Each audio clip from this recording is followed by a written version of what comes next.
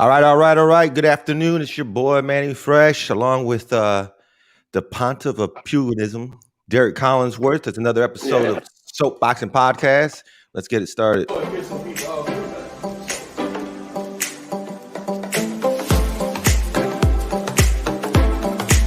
look at this hardware, man. S-D-A-A-D-O. Got the Latin American camera. Showing it for the camera. Now that's... They got some trainers say, and some fighters say, well, I don't watch videos of the guy fighting. I let the coach watch it. This, hey, man. Guys, one thing we know for sure about Wilder, he hit you clean.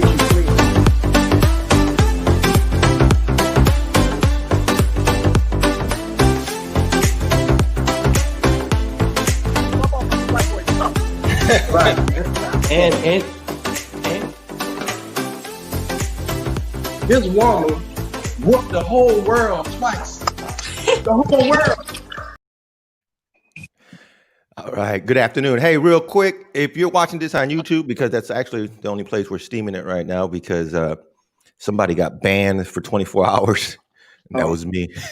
So if you're watching this on YouTube, go ahead and share it on Facebook for us, and then we'll go ahead and add it to our Facebook page later on this evening once the ban is lifted. Damn, that's what you were saying, bro. Yeah, I got I can't post nothing for 24 hours. Damn you, Mark. Damn you. You gotta stay out them Trump fucking conspiracy sites, man. I keep telling you. Well, you done hung yourself. Yeah. Oh man. I'll take the charge on that one. All right, man. Well, other than that, man, we back live. We have our guest, man, Pork Chop. We have Alejandro Guerrero. What's the dang deal, my man? Nothing much, man. Staying strong, staying safe, That's what's up. Hey, real quick, man, before we get into everything, where'd you get the name Pork Chop from? It all started off in my gym over there in Dallas, man. I'm from Dallas, Texas, and I represent Dallas from, I I grew up there. That's my hometown. So it all started back there in it's called Urban Police Athletic League. It's a gym that I got my name from. So I was a little chunky back then. And nice. It just stuck through me. It just stuck to me, man. I mean, I didn't get offended by the name, so it was whatever. I was like, screw it, that's my name now. Yeah, and you run with it. Shit. That's the best. That's the best nicknames, man. When it's authentic, it comes from somewhere. You always had that name. I tell you what, and Pork Chop sticks out, man. So yeah, everybody. That's how I know you. I watched the sport one day, and I said, "Who is that?" And Rudy said, "That's Pork Chop, man." So I've been running with that. And when I see you fighting on the tube, I say, "Man, that's Pork Chop. Y'all tune in, man." That boy's bad. It's a funny name, man, and they take it as a joke until they see me in that ring, man. I'm beating the crap out of people, 1,000%. They think it's his name forever, They think it's funny until they get punched in the mouth. Yeah, definitely. So 12-0, brother, man. You're off to a hell of a start. 9 fucking knockouts. You're super light. Are you super light, right? Well, I'll take fights at 130, 135, and 140. Damn. Let's get them lined up. I get, man. I'm taking them. But so walk us through your amateur career and how you got us up to pro. Well, it all started off with amateur career. I was at an tournament. Robert Garcia actually messaged me through Instagram telling me if whenever I'm ready to start my professional career, that I was ready to fly out there and start training with him. So, man, I took that opportunity as soon as I could, and I just flew out there, and that's how it all started off with Robert Garcia. Really? Out in L.A.? Sure. No, it was actually in Riverside, California. Riverside. That's right. They man, Robert produces, man, out there. Were you still living in Dallas and traveling out there to train? How was it working? I was in Dallas, man. I had to work and stuff, and I would fly out there for 2-3 months, train, and then fight, come back home, fly back out in 2 weeks. It was crazy, man. I had to go back and forth a lot. It was hard. It was hard. I mean, I had to manage fucking food. I had to manage everything on my own, I mean, I come from Dallas, and I mean, what we got is not a lot. So shit, I had to. Well, and I imagine the work out there was rough too, right? They got fighters, man. So uh, besides having to manage everything, then the work is rough, or what? Or no? The work out there, How training wise as or sparring wise? sparring wise, man. It's not any different, man. I mean, everybody I go up against is it's always the same competition to me. I mean, I'm always the strongest one out there, you know, and I always Right. want to be the toughest one in the ring. I'm gonna stay in the middle and fight you till I'm done, you know. I'm not gonna back off. So, and I did have some good sparring out there though, with all the 130, 135 pounders that Robert Garcia has. So, Right. and yeah, I was allowed to spar some of the fighters because I mean I walk around 148, 150, which is pretty heavy, and those guys are already walking around weight, you know. So Oh, okay. I'm Okay. So stronger than, you know. how long did you try to make it work? Going back and forth. How many fights or whatever? I gotta say it was about 8 fights. 8 fights I went like that, and then after a while, man, I ended up losing everything because of the same reason, going back and forth. I mean, I didn't have nowhere to stay. I would stay at the camps, and then just managing with money, man. That's what kind of screwed everything up, and yeah, it was tough to get back on track. Now that I came and moved out here to Houston, I mean, I settled down. I got a house and everything, you know. Hey, Yeah, so I seen you have a. Are you married or is she girl? Not be- yes, we're gonna get married as well when everything gets better, you know. You got a small baby too, right? Yeah, he's a year Oh now. no. And Yeah. not too long ago with because I got a little cold. I'm like, man, I got fucking COVID, you know. Dude, I had to go straight to the COVID rapid testing. I got rapid tested. I'm like, oh yeah, Yeah. negative. I'm good, you know. Yeah. Thank God everything came out good. I was negative, and it's all going away now, man. I'm still training and I'm still pushing it hard. How did you go ahead, man? Go ahead. So for from Dallas, being from Dallas, growing up in Dallas, how old were you when you first stepped into a gym in Dallas? Well, it all started off, man. I was a troubled kid, you know. Mhm. I was getting into trouble. Nah, get the fuck out of here. That never happened. Go ahead, bro. Service cleaning up that gym for about a whole year, man. I had to clean that gym for a whole year straight, clean toilets, clean everything. So my brother started training while I was cleaning the gym, and I started just sticking after every time I was done. I would stick around and watch my brother train, and that's how it all started off. I'm like, man, I like this. I think I'm just gonna stick to this and continue. How old were you at that point? I was 10, man. I was 10 years. Man. Yeah, I was. Right. I was heading towards a bad path, and then yeah, everything just. So from 10 to what point? At what age did you start flying out to California to train with Robert Garcia? Oh no, that was way like that was already once I turned 17. That was Yeah, at a national tournament already. That's when he told me, "Hey, look, you're at a good age to start your professional career." And I mean, I just took that opportunity and started flying out there since 17, 18.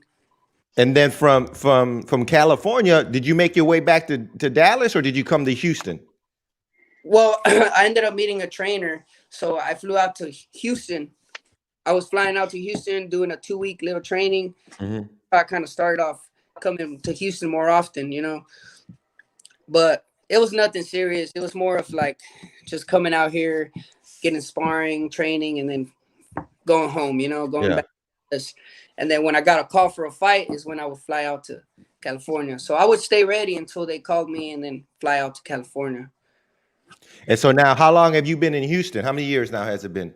It's been like 2 years already, a year and a half. I've been out here, yeah.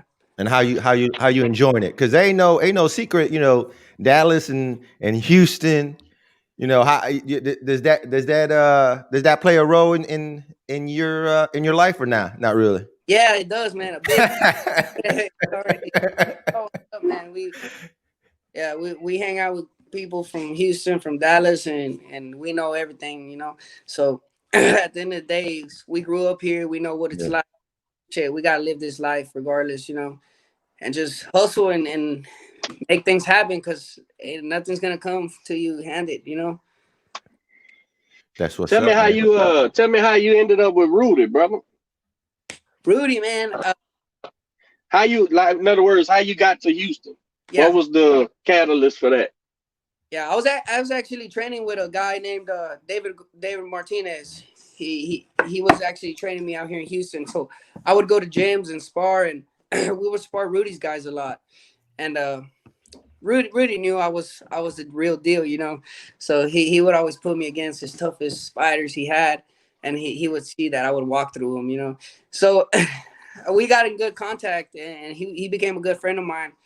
And then once I broke ties with that one trainer, I ended up hitting up Rudy, and I asked him, like, hey, do you have any time to train me? I can get it ready for a fight. I would like to use you as my trainer. So I started, man, and he ended up being a good coach for me. Nice. So you went from training with Robert Garcia to David. You talking about David Martinez with the gym downtown? Yes, correct. How did that happen? Shoot, how did that happen, man? I don't even remember how that happened.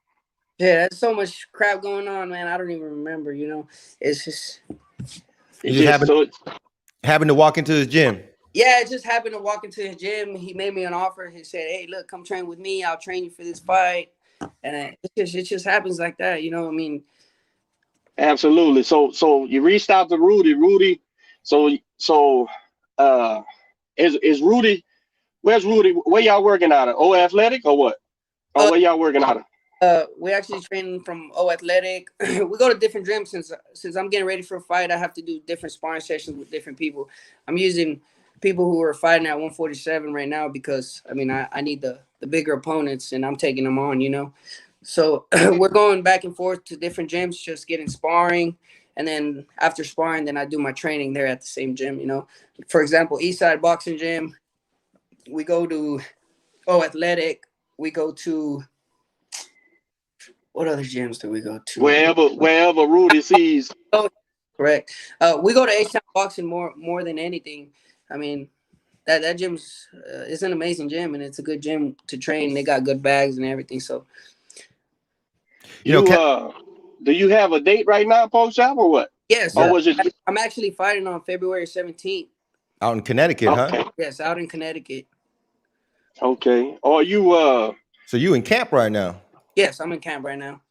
Correct. Full fledged. Are you I tell you, man, with him and oh shit, brain fart. the little black kid, man. You know what I'm talking about? Real good fighter.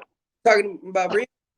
Breon, yeah, man. My bad, Breon. You know I'm a fan, bro. I just had, we've been working all morning. Breon, you y'all spar? Y'all work or what? Oh yeah, definitely. I get good work with him. He's a heavier fighter than me, and he gets. Yeah, man. He can fight. Yeah, he can fight, man. Both of y'all. I enjoy watching y'all spar. Both of y'all when I see you, man. So you got the date in Connecticut. Is it on a? Yes, this fight will be televised on Showtime as well, man. And I promise y'all, I'm gonna come stronger than I was my last fight. Like I said, I'm already to that point where I can tell I feel better than the day of the fight. Right now I'm already walking around 80% ready. Shit, at that fight I was at a 60%. Hey, this is going to be a tough fight too, right? Because your opponent Abraham Montel, he's 19-2, 14 knockouts. So this isn't. Are you looking at this fight as a step up fight? What kind of message? What kind of message you looking to send? The opening door for me, man. I'm gonna go in there, do what I gotta do, take this guy out quick, And as soon as everybody sees that I can hang with those guys that have that much record under their name, and because I know these guys held some titles before, So at the end of the day, I'm gonna go in there, do what I gotta do, and show everybody that these guys, I'm gonna walk right through them. Well, I'm gonna be honest with you, Pope Chop. I'm a real fan, bro. So I immediately called Rudy. I think the next day after your fight, and I could see you was off, but I also thought you pulled the fight out in the end. I thought you took over the fight and deserved the win. but I seen whatever, whatever was off. And seeing you in the gym, seeing you spar, it was I immediately knew you was off, and I didn't know that it was the opponent. You know what I'm saying? I didn't think it was like he was giving you something you never seen before. Yeah. I just thought it was you had an off night, bro. But I thought you came in the end and took the fight and won it. But if you telling me you was 60%, well, something was. I was seeing whatever was off. Yes, sir.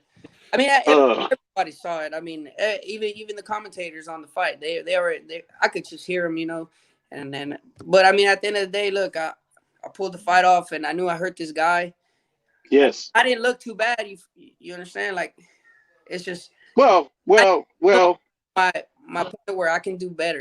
Like, I know I can do better, and I'm training harder now, and I'm working on the stuff that I need to. So this fight is gonna be 100% better. Every fight, and you young fighters, every fight is a learning experience, but also a performance by way of, when guys see you, when coaches see you, they know, okay, this kid had some problems in front of him and he overcame them. So it's not always about worrying about the off fight, dwelling on that. Right. You also show people, oh, well, he had all fight and then he came back and fought his ass back in this fight. So every performance is valuable, especially if you do a come from behind, let's say. This guy was winning some rounds and he came back. And how many rounds was the fight? It wasn't a long fight. How many rounds was it? It was an 8-round fight. 8-round fight. So you had to get in there, get behind, make adjustments, and come back. So, I wouldn't dwell on it. I would leave it where it is. And then, like you seem like to be doing that. So, if you feeling better and you firing on all cylinders, I'm looking for a great performance on this next one. Yes, sir. Definitely. Man, I'm telling you, I'm already there where I feel great. I mean, I'm walking around 8 pounds overweight and I'm all muscle now. But this fight, man, like even my last fight, man, you can see a little fat on my stomach. I was still, I didn't do everything the right way. So. I'm sure it was a hell of a learning experience. Definitely. And you don't want experience. I mean, since day one, man, I go in there and fight because I love this sport, and I mean, I do it for my family and all, and I know I have heart, so I go in there and I fight. I do what I gotta do. I win and I'm out. I go take 2 weeks, 3 weeks off and screw around, man. But it's not like that anymore. The level I'm at now is just I got. Oh, you gotta be There's no such thing as pissing off work. You got to be because now that I have the opportunity to do that here, man. I mean, I've been working. I got an awesome job. I mean, that they give me all the time that I need. So I'm 100% towards all boxing now, which is better for me, and I'm 100% focused. You're in a good place. You're in a good place all around. And I think this is my first fight that I've been like that is 100%, because all my other fights, man, they've been bullshitted, and I've just threw them off. This fight, I'm all for it. Like I said, I mean, I'm doing it for my family. I'm doing it for the love of the sport. I got to win. There's no other option other than winning. That's what's up. YouTube, we are live with Alejandro Pork Chop Guerrero. Facebook, you'll be seeing this at a later time. Man, we talked about your record, undefeated, 12-0, 9 knockouts. You got some power behind you. Next fight coming up in Connecticut. It's going to be on Showtime. It's going to be another 8-rounder. Again, it's going to be a tough fight. It's not going to be a walkthrough. He's held some titles, some Mexican titles. He has some power as well. You're in the middle of camp. But let's talk about you. You were signed, huh? How long ago did you sign? And who you signed with? I was signed to Cameron Duncan. Okay. Cameron Duncan. And then I just recently signed another contract with Dimitri Salita Promotions. Okay. I know who that is. That's the GOATs. That's the GOATs people. Yes. That's Clarissa Shields people. Yeah. Yeah. I know who that is. Hey, tell her you know Coach Derek. I'm in good with this one. So how's that? Go So ahead, you D. left. It's a leadership. Or you still getting managed by Cameron? Or no? Yeah. Cameron's still in. Okay. Well, He put you with Salida for a promoter. me personally, Rudy, we talk strictly to Cameron because I mean Cameron's the one that got us to where we're at now. So It's no secret, son, that I'm a big fan of your trainer. And you're in good hands, bro. So and he does I've been knowing Rudy for years, man, and everything he does is up front. If he's saying this is what we need to do, I'm sure it's all transparent with you. yes, So if the Salida deal was where y'all need to be, I'm sure that's where you needed to be. We should be real busy this year and start off this fight. It's just showing me that they're really trying to put me up there. Oh, you show up and perform in this one. Some more doors open, and I'm gonna tell you, man. You young guys, man. Sometimes you see guys with that entertaining style, that bring eyes to the table, and so no off night or none of that shit don't matter, bro. The way you fight, man. If you fighting, I'm watching, right? It doesn't matter if it's a sparring session. So that's the same thing. When it transfers over to the TV, and when the eyes get to see you, that's all you need. So long as you do the work, and long as you're not, like you said, not coming in pudgy and shit. Nah, you in shape. You're gonna show improve, man. I'm in shape. And I already got a 6 on, and that's there you go. Before, There you go. Now, But very entertaining style, man. Go ahead. Is making weight an issue for you at all? No, not at all. I was now that I'm doing everything right, man. Like I said, I'm only 8 pounds over now, and we still got 3 weeks left. And I already got a 6-pack going on. I got my muscles popping out, everything. There you go. I was talking to a fighter the other day, and he's cutting weight, and we were talking shit, talking about how hard it is, especially when you get up in age, and you can work out. I can work out for a week, 2 weeks straight, man. Cut 10 pounds, and it just takes one cheat meal for my shit to skyrocket, and so it's frustrating as fuck, right? Because then I like to eat, so the more I eat, it's tough, and with age, so it's good that at 22 you still it's still easy for you to cut weight. But I wanted to ask you. Fuck, I don't know what the fuck I want to ask you, D. I got distracted by the food. What you know about this guy? I mean, it's a Mexican kid. It's coming from he's a Mexican fighter or what? Yeah, he's a Mexican fighter, man, and all I know is he comes forward a lot, and this shit's about to be fun, man. This shit's about to be fun. He comes forward and throws a lot of punches, man, but my power is gonna just back him up too. Yeah, this is gonna be an exciting fight, man. Very confident in my power, and I know what I have. And seeing this guy, I mean, he's good and all, but I'm just better. Yeah, you on the A side on this. Who's the main event in this show? I'm not sure who the main event is, man. I'm not really too worried about that. When is it? February what? It's February 17th. It was supposed to be the 13th. They pushed it back a week. Huh? This ain't Clarissa's show, huh? She's fighting. She got a date now.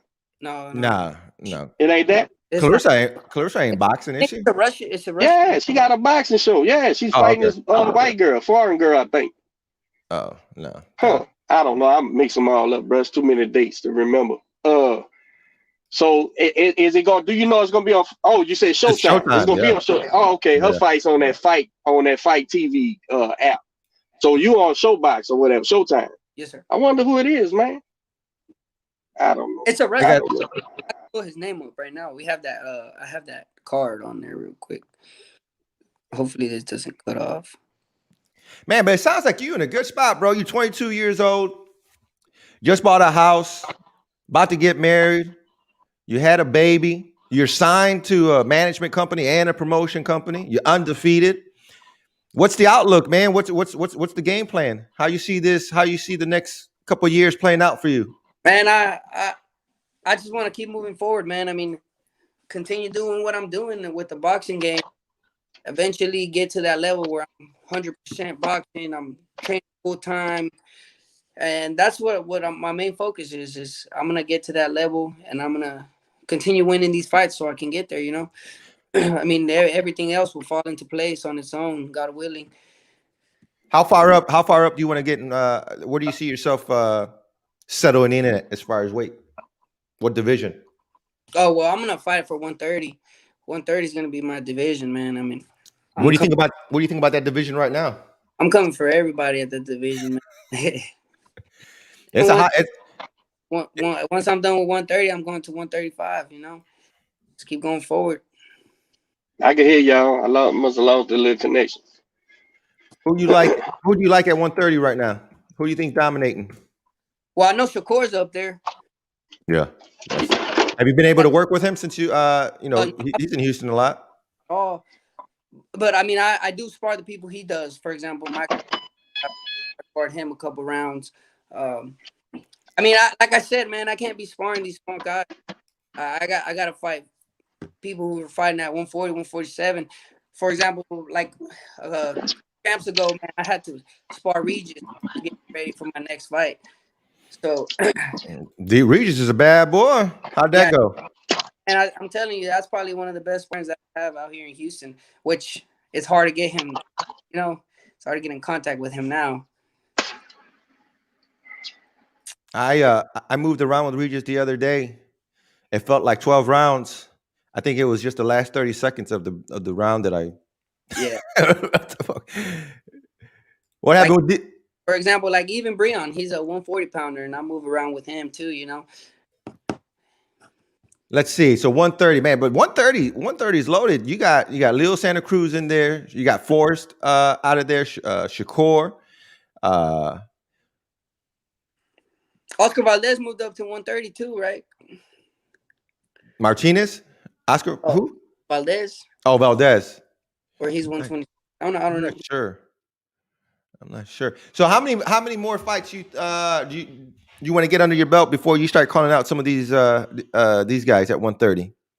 Man, it all depends. Oscar Valdez is number 2, yeah. It all depends on my management, my coaches. That they make those decisions. I mean, I'm here to fight, and I'll fight whoever steps in that ring with me.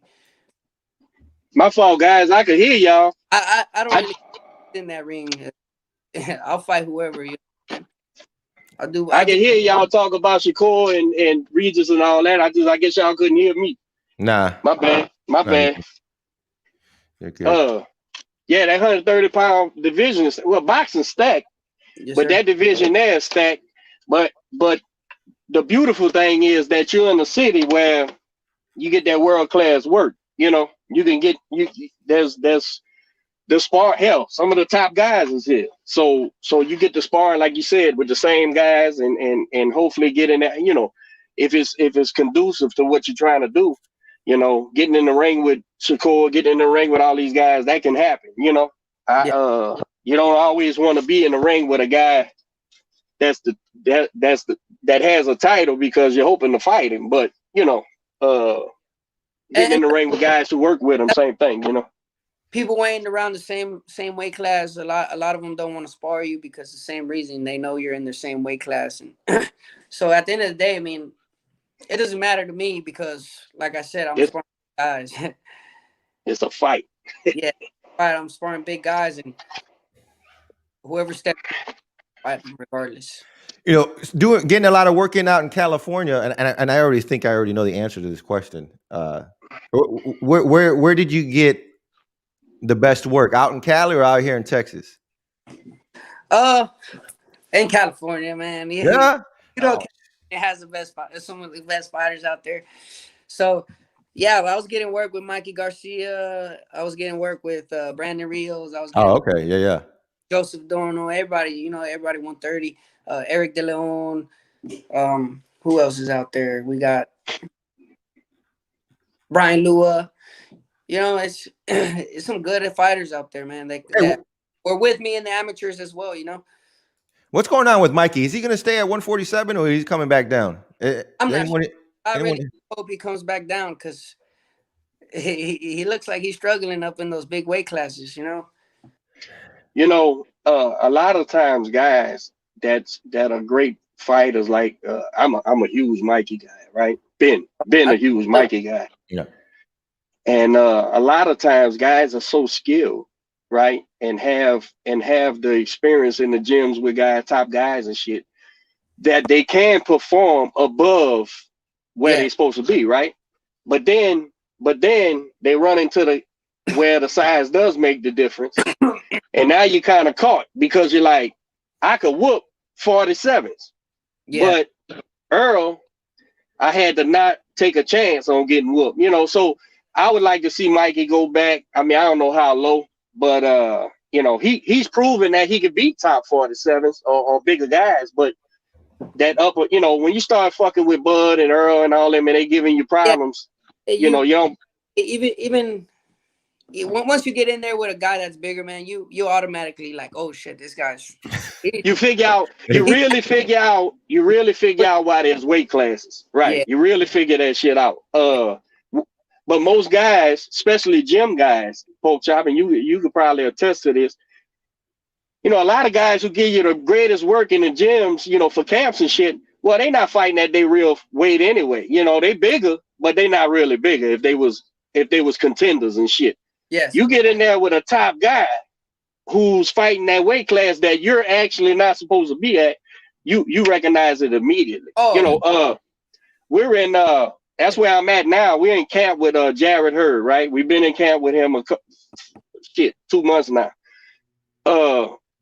Jared Hurd is a big motherfucker, man. And the thing is, he makes 54, and he's gonna make 54. Quentin is a long, lanky welterweight, right? Mm-hmm. He can't fight Jared Hurd at 175, 180 pounds like he does these guys who come in the gym that's 165, 170 pounds, but they really not. If they got in shape, they would be 54s, right? Yes. So you know immediately when you get in there with a guy and he's touching your body and shit, you're like, uh-oh. And yeah. I think that's what happened with Mikey, because I'm such a Mikey guy and I was rooting for him. I didn't pick him against Earl, but I was this close to picking him. And I said, man, I really think Earl's he's that big and fucking strong, man. It's going to be the difference. And I think that's what made the difference. And Mikey seen it real quick, because he bit down in that second or third round. I forget what round it was. Mikey said, fuck this, I need to just go. And he went, and he didn't. It didn't make no right. So he said, all right, I'm just not going to let this motherfucker hurt me. Yeah, you know, that's what I seen anyway. But so effective, you know. You start right. But a lot of that had to be a lot of that was the credit to Earl Spence, because we seen him do the same thing to Danny Garcia. Mm-hmm. I mean, Danny couldn't fucking wasn't effective. Well, yeah. The feather in Mikey's cap is this, and nobody talks about this, because fucking nobody knows. The feather in the cap of Mikey is that Earl Spence got ready to box. He didn't think he was gonna walk through Mikey, so he stuck to his boxing. Yeah. So Mikey should say, you know, to himself, that motherfucker knows I'm the real deal, and he got ready for the real deal, and he boxed. So he beat me. Let me bring my monkey ass back to 40, where I could back these boys up. You know, that's what I think anyway. Yeah, I could be wrong, but he's keep lingering around at 147, saying he wants to fight there. I'm gonna tell you something, man. Feels good at that weight, then go all for it, man. I mean, it's your life, right? You know, right? Because what the business part that nobody sees is this: once you make it to the money fights, and you know what I mean, Pork Chop, the money fights, the life-changing fights. Yeah, it's hard to tell a motherfucker. Yeah, it's hard. Man, I'm not gonna give you. You can't make $3 million on this one, but we'll pay you. You know, $755,000. Wait a fucking minute! I need that $3 million, man. I need to get back up there. So you know, that's when management matters. That's when people like Cameron Duncan weaves you through the fucking spots. You know what I'm saying, to get that best money for you. But so he's really in a catch-22. You know, I don't know what he made against Earl, but I imagine it was a lot. They fought in Cowboy Stadium and shit. I imagine he don't need a fight.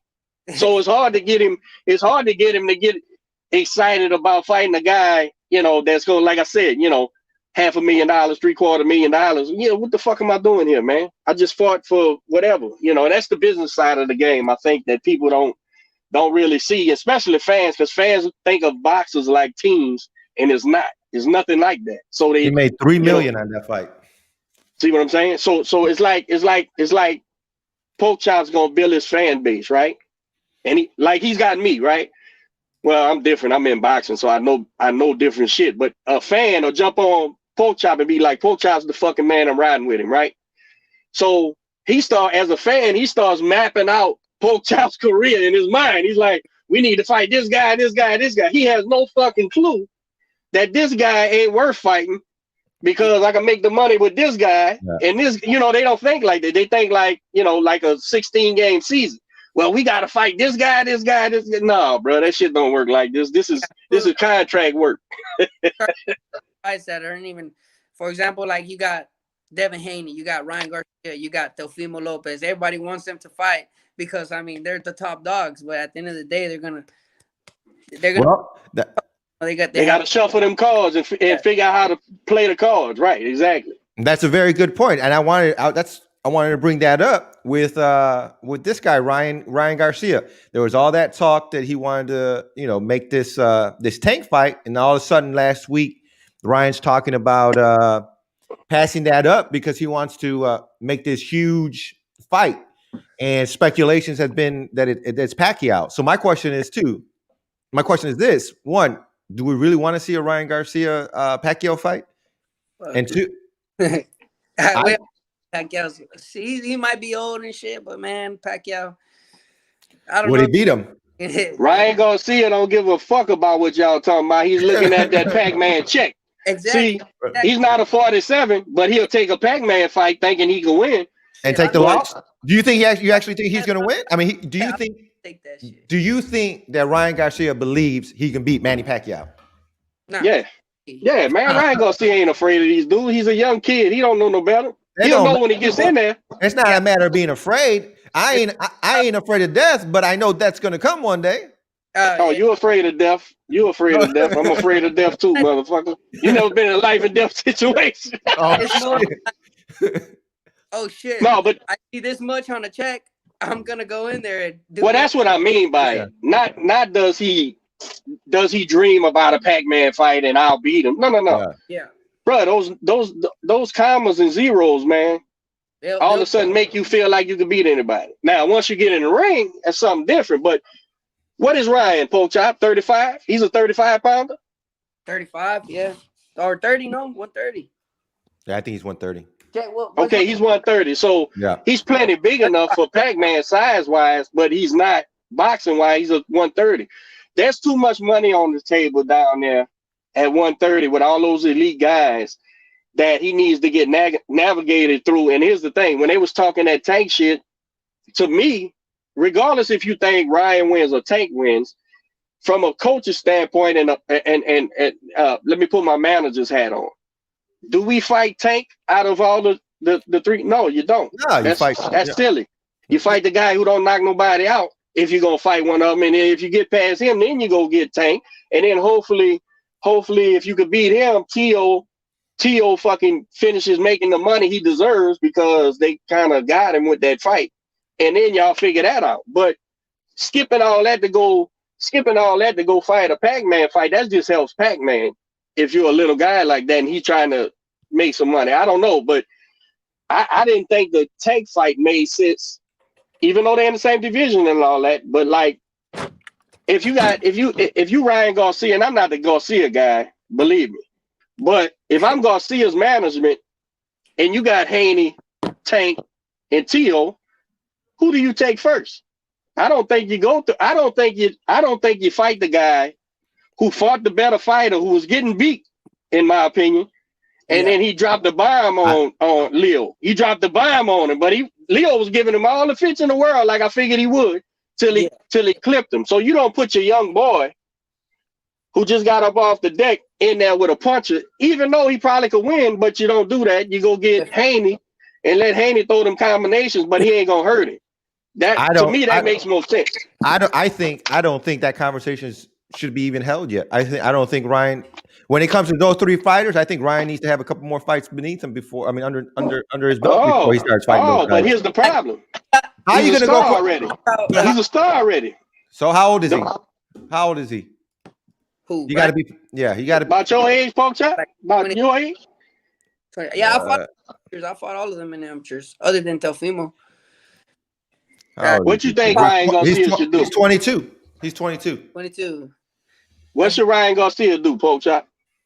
Shoot, just go for the money, man. I mean, at the end of the day, it's you gotta stay safe, man. You gotta make. But do you go for the long money or do you go for the quick money? I'm gonna go for quick money. Especially if I never heard nothing about that Pac-Man thing, but if it's a Pac-Man thing, that's the quick big money, right? You gonna go fucking. That's everybody wants that. Mikey wants that. Everybody wants that. But he's talking about retiring early at an age, you know. So that's his mentality is getting quick money because he's already talking about retirement. Who, Garcia? Yeah, he had mentioned something about retiring it at an age like 26 or something. Because yeah, he says a lot of stuff about he doesn't like violence in the world and excuse me. I think whoever talked up a Pac-Man fight, that's silly anyway. Pac-Man ain't finna fight 130 pounder. You can't. That's what I was thinking. I'm you can't hardly sell that. But what you can sell. At the end of the day, I think all these people, man, they're fantasizing on crazy shit. You know, like me, I'm more realistic, and I'm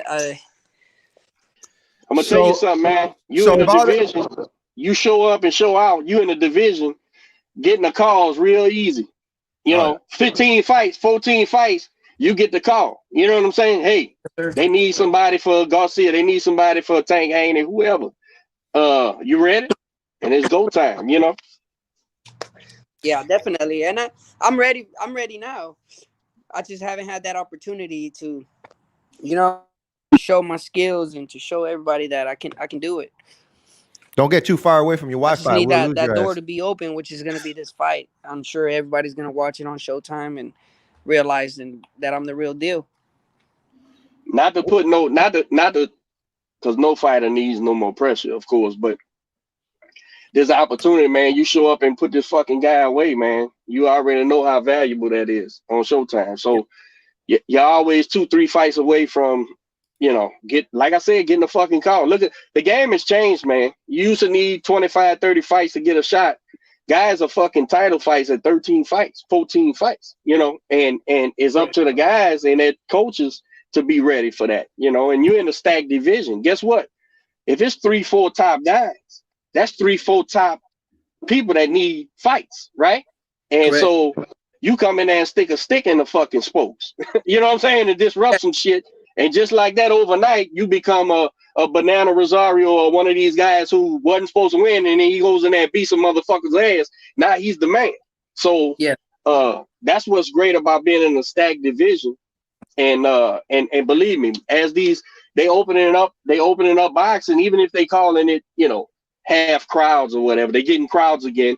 They opening it up. They gonna need fights. All these guys got to perform. All of them. All of them got to perform. Yeah, I know for a fact, like, everybody around the world that's fighting now knows my name. I mean, I've fought them before. I'll throw out names that I've fought before. Virgil Ortiz, I fought Ryan Garcia, I fought Devin Haney, I fought, you know, it's the top dogs all of them are on different weight classes, different divisions, and they know my name because, I mean, I gave them a hell of a fight, and I beat some of these guys, too, in the amateurs. And that's a story to tell. That's how you sell a fight. Everybody wants to know. Hey, Pork Chop fought these boys in the amateurs too. He's right there. Okay, they got the gas. Somebody put him out there. Here he comes. Let's go. That's what I'm saying, man. Impress me, man. I mean, I know what they got, and I know how hard they hit, and it's nothing impressive. How would you rank those guys, Pork Chop? Those top three. I guess you got to say Lomachenko's in there too. So how would you rank those 4 guys? Loma, T.O., Tank, and Haney. How would you rank them? Best to, you know, number 1 down. Man, the way I see it is Teofimo, Devin Haney, Ryan Garcia, and then you got Lomachenko right now. Come in, he's I don't know, he's good and all, but I think that loss that he had versus Teofimo kind of messed with him. Yeah, because he's publicly making excuses and shit. That's embarrassing, man. I still got him number 2. I got Timofimo. I got Lomo number 2. I got Tank number 3, and Haney number 4. Had you fought Haney? Yes, I lost a split decision, man. But this was when I had 30 fights. You know, I was barely going into national tournaments at the time, and I was already fighting these guys that were ranked number 1 in the world for I don't know how many years. How many about how many amateur bouts you had? Man, I had about 110 amateur bouts.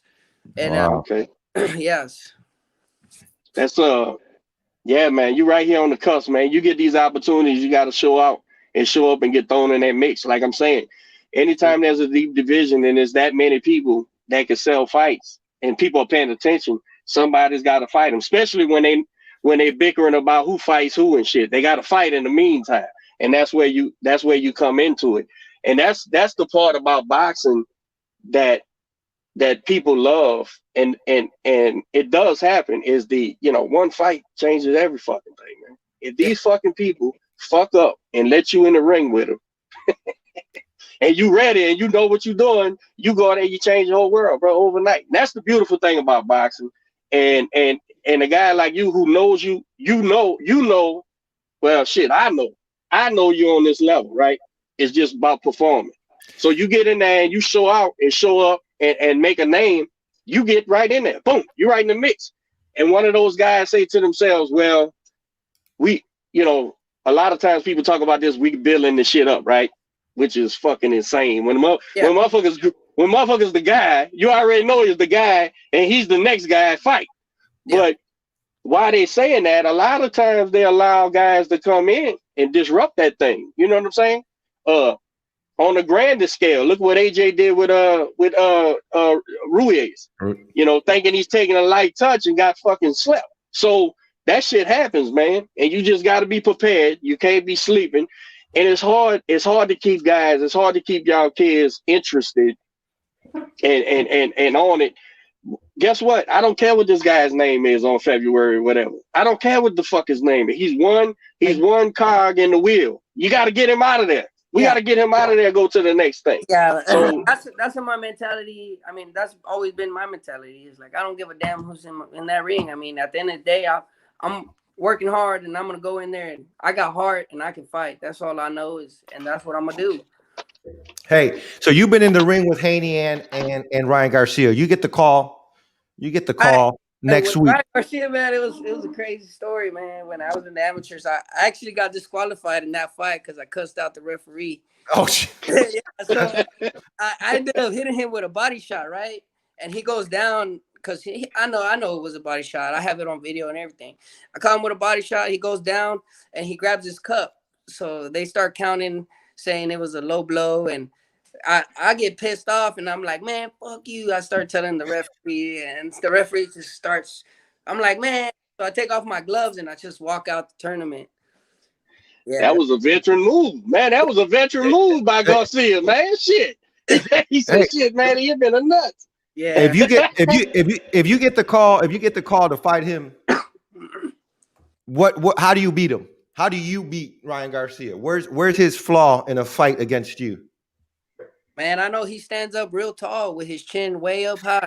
You know, doing it on them wild ass hooks. Nah, just kidding. That's what I saw too. My style is just to come forward, man, and just a lot of movement and my punch count. That's how I know I'm gonna beat him, is throwing a lot of punches.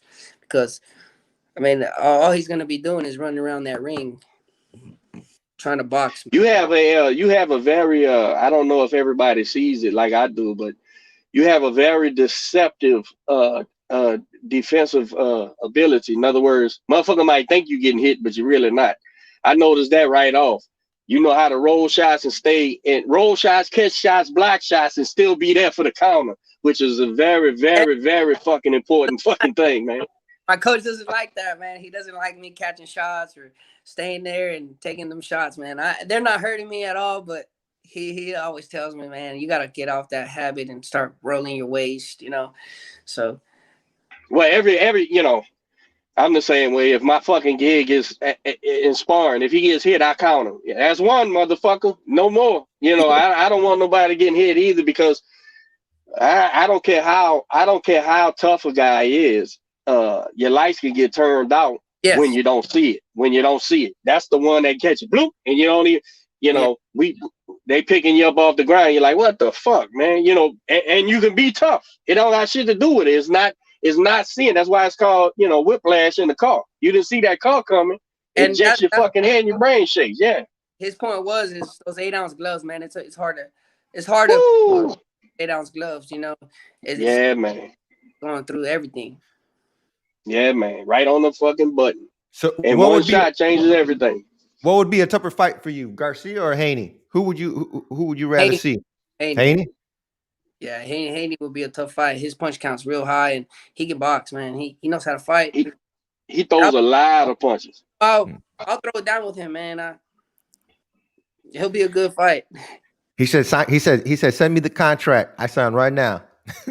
Yes, sir. I'll sign it online if I have to. There you go. Pound for pound, Pork Chop, right now. Top 5 pound for pound in the sport. Who you got? Man, Canelo, for sure. That's got to be number 1 for me.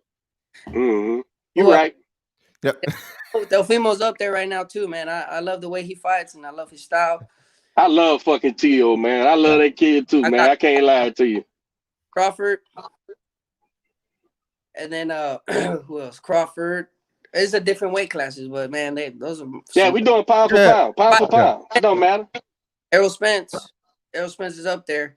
Then you have... Number 5. Who you got? I got Wilder. Oh, shit. Wow. You think Wilder's going to bounce back or what? Man, he might. It just depends how his training camp is. What? It all depends on the boxer's mentality, because there's guys that lose, man, and they just give up on everything. They no longer believe, right? They no longer believe. That's no matter what their mouth say. Right, I hear you. Yeah. Well, he still got that kryptonite in his hand, but he gotta stand there and chunk it while he's getting hit and see if it's different now. Where are we at on I'm that? gonna watch. If he fights again, I'm gonna watch, see what happens. Watch that fight tonight with Conor McGregor too. I'm gonna watch it tonight. He got Conor. Oh, that's that MMA fight, right? Yeah. Conor McGregor and I don't know them guys. I don't know the guy, but is it a guy he fought before? Yeah, this is the second. How did the first one go? I don't remember, man. My brother won the first one. My brother-in-law is real into UFC, so he got me watching those fights. I got him training me too as well, and my brother-in-law he's on my ass. That's the only reason I'm in right now. McGregor knocked him out in less than 2 minutes the first time. So we'll see what happens this time. Man, I was watching his weigh-ins, man. Crazy. I'm gonna start doing that in my weigh-ins. There you go. Yeah, he's selling that shit, man. I was a Conor McGregor. Well, I'm Irish, so I'm a root for the Irishman, but I was a Conor McGregor fan all the way until that Khabib fight. And I don't know shit. I don't know shit about MMA, right? Yeah, me. But I got friends. Yeah, I got friends, and it's a fight. Mm-hmm. So about 3 years before the Conor McGregor fight and Khabib, my buddy, we would go watch the MMA. And so I'm seeing the Khabib guy come with the big afro hat and shit. And I'm going, this is a bad motherfucker, man. He grabs people and he just, he wrestles them to the ground and shit. He don't let them hit him. And so by accident, by going to watch Conor McGregor, I'm seeing Khabib fight, right? Yeah. And I'm going, I know, because you hear it on the MMA shows where they saying this guy can box and shit. Then he can't box. Motherfucker can't box a Christmas gift. But to them, that's they boxing, right? So Conor McGregor's supposed to be this great boxer, right? And I'm going, well, how is he gonna stop Khabib from grabbing him around the legs, right, and flipping him, and jumping on him and choking? I said, I don't see he don't really have no defense for how Khabib comes at it, you know, because a lot of guys come at him and he can move and shit, and boom, make him pay. But Khabib, he gets you, man. He sucks you in and starts rap. I said, so I'm rooting for Conor McGregor, of course. I said, but I told my buddy, I said, man, I think Khabib's gonna get him, man. And sure enough, he got him. But hell, I was like, man, that choke wasn't even around his throat, man. When he went to tapping out, I said, man, all that big wolf chicken shit. Yeah. I said, man, you making me fuck up. I almost threw my flag down and shit. I was like, this motherfucker, man. But a buddy of mine said that's a certain kind of lock or something. Like maybe it did was hurting him or something. I don't know. But I tell you, man, I really think Conor is a salesman. I think he's a character. He's a showman. It's all a show. Yeah, it ain't all that badass shit like he's saying. He'll fight. He ain't gonna punk out, but when that shit gets bad, he quits. He taps out like a motherfucker, just like everybody. So I love it, but once I see that, it's like in our sport, pork chop. Yeah. Once a guy quits on his stool, right? Oh yeah. It's like he's done. Yeah. Fuck. You know what I'm saying? Fuck, man. Now I can't put my faith in you. Not that a fighter, like to me, the corner should stop it. When your fighter's getting to the point where he's gonna quit, your coach should know that, so he should have done fucking stopped and saved you. But you know, once you quit on that stool, man, it's like this big British kid, right? Who fought Slowpoke Joe. So we fought that night when Robert won his title. I said, man, I've been watching Slowpoke.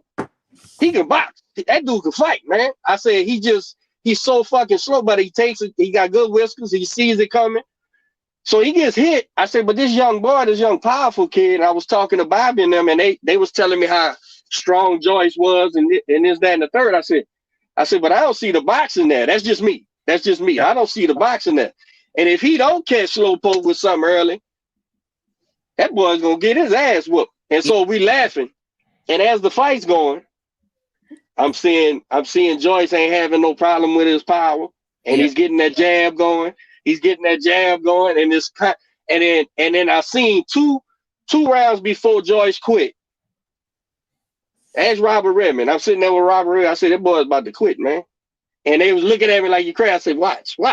And sure enough, he took one and went down. Yeah. And I know they say his face broke. That's the big thing now. Your face broke. Whenever you quit, your face broke. I'm surprised Wilder's face wasn't broke at the end of the fight. But but this is the thing. How you come back from that? That boy, because he got beat into submission. You understand what I'm saying? Yeah, I get. He got beat into submission.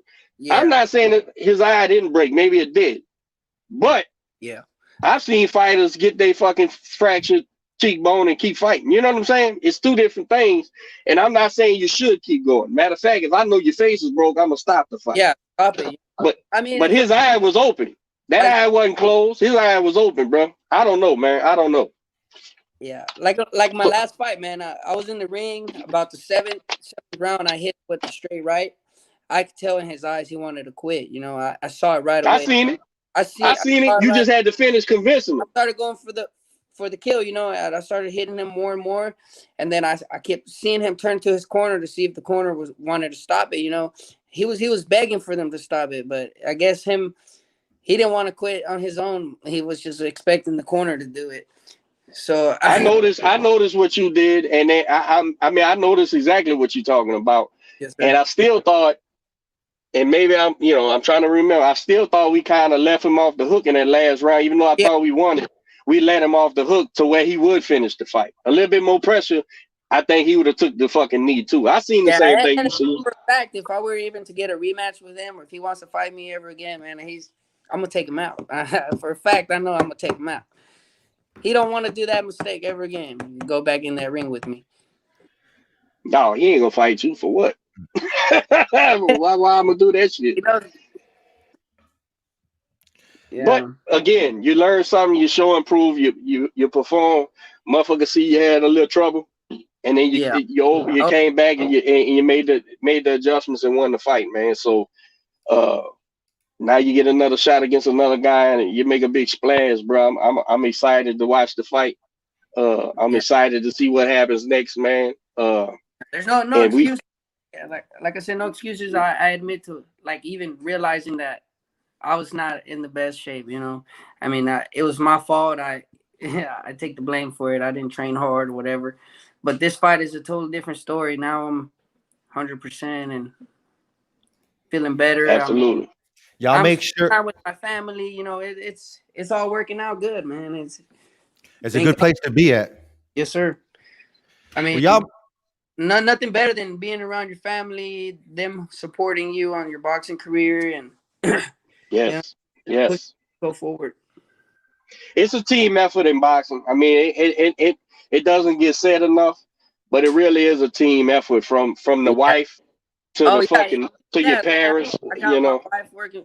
She's cooking me up some great meals for dieting. right, Helping me right, out, man. supporting me, and doing everything she can in her power, watching the baby and stuff, so I can do what I got to do. that's the hard part. Yes, You definitely the guy taking the punches and giving the punches, but it's still a team effort from your trainers to your family to everything. You know, a guy. I don't care if he looks like $1 million. If he's fucked up at home, it's gonna show. It's gonna show in the ring, man. You know, all those things are gonna show, man, and it'll show in training. You know, a lot of times you be like, why this guy ain't giving me everything? Because he's at home and he's got problems at home, got problems at the family, problems at the job. All those things make a difference, man. Absolutely. Yeah. Well, y'all make sure you stay tuned. It's going to be Wednesday, February 17th, 2021 in Connecticut, USA, at the what is that? The Mohegan Sun Casino. It's going to be on Showtime, and that's a great venue too. Are they having a audience, or you don't know? Is it the bubble? Or? Probably going to be a closed event. It's a bubble. Okay. There's no problem. Good. Even more comfortable. It's like a sparring session that you just get to beat up the other guy. Yeah. Again, you know, and we done had, man, we try to get everybody on the show, and I've been wanting to reach out to you. I reached out to, of course, Rudy been on a couple of times. We had Brayon on, but I've been wanting to reach out to you, man. I'm glad I did. Because you're trying to tell you, I'm a big fucking fan, bro. I'm rooting for you. Next fight, let's do another podcast. Anything you got coming up, bro. Let's do it. Do a podcast, put it out there, man. Send me a message and I'm available, man. I'm willing to talk to y'all, whatever y'all want to ask me, you know? That's what's up. Where can everyone find you at? On Instagram, Facebook? What's your thing? Pork Chop. You got Pork Chop 214. If not, just my name is Alejandro Guerrero. Y'all can search me up like that, man. It's That's what's up. Well, we appreciate you stopping by, man. Good luck on this fight. We know you're gonna kick ass, and we can't wait to have you back on the show. You got any last words, D? Oh man, y'all watch this guy. If you enjoy action fights, this is the guy to watch, man. I don't care if it's in sparring or in the fight. This guy's gonna give it all to you, man. I enjoy the shit out of it. He's got something to sell, even though he's just being him. His style of boxing, man, is entertaining as shit, man. I really enjoy it, man. And that ain't no the kid can fight, man. There ain't no shot. I ain't saying like, oh, he's a slugger. No, this motherfucker can fight, man. But it's very entertaining, man. If I know I'm doing too good, I'll get caught with a shot here and there, you know. Absolutely, bro. I asked Derek that the other day. I said, is it a good idea to go in there and get hit a couple times just to Derek looked at me and said, What I said? He said, that's never a good idea. Yeah, don't never do that. All right, y'all. I appreciate you, brother. All right, thanks for having me. All right, y'all. All right, my man. Stay up. We'll see y'all next week, man. That's a wrap. Go on.